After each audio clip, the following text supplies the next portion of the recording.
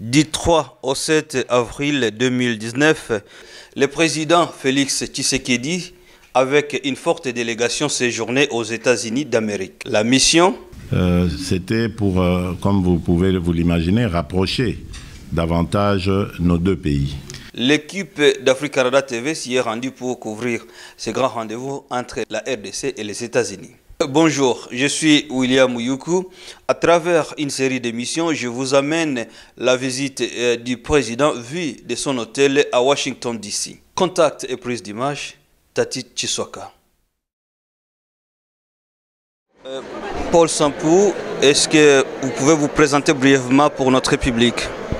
Oui, je suis Paul Sampou, comme vous l'avez dit, originaire de la République démocratique du Congo, défenseur des droits de l'homme, de la promotion Floribert Chebeya. Et présentement, je suis secrétaire général de la Fédération internationale des droits de l'homme qui opère partout au monde, y compris sur le continent africain, et qui a un droit de regard sur les questions de droits de l'homme en République démocratique du Congo.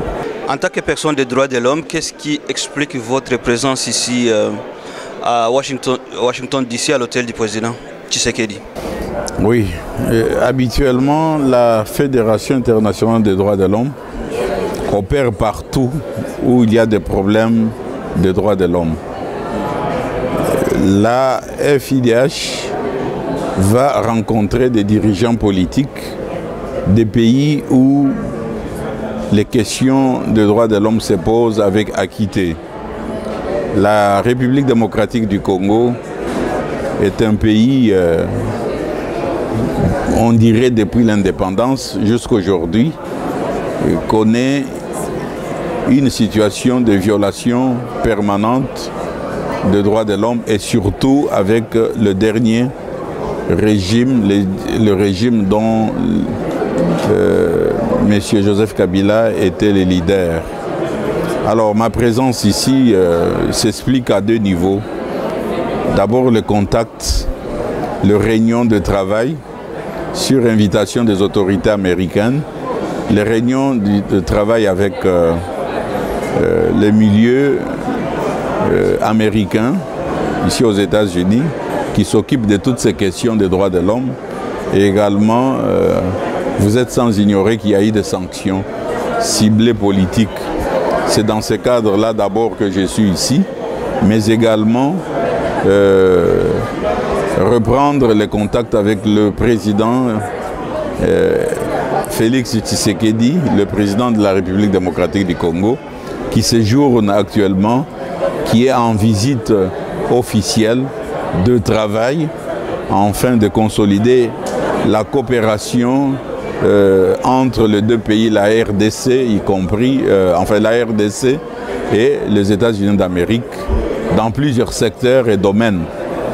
Alors, dans la suite de l'audience qu'il nous avait accordée, au cours de laquelle nous lui avons remis à Kinshasa une feuille de route sur les questions problématiques, sur les questions d'intérêt général par rapport à cette épineuse question des droits de l'homme.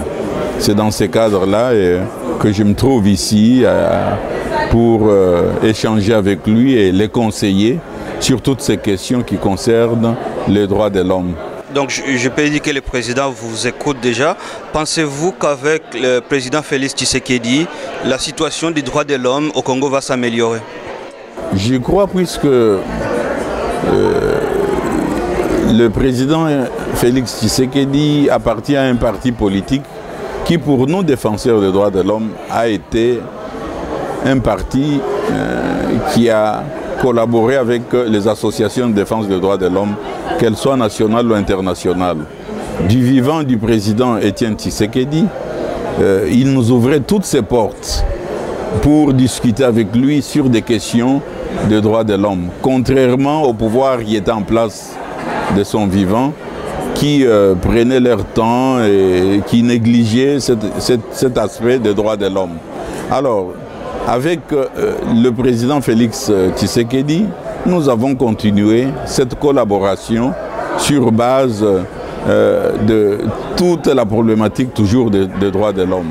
Et aujourd'hui qu'il est devenu président de la République démocratique du Congo, ce n'est que normal qu'on vienne le féliciter et aussi lui dire qu'il est sur une bonne lancée par rapport aux libertés fondamentales, par rapport à la libération de prisonniers, de détenus, d'opinion politique et autres.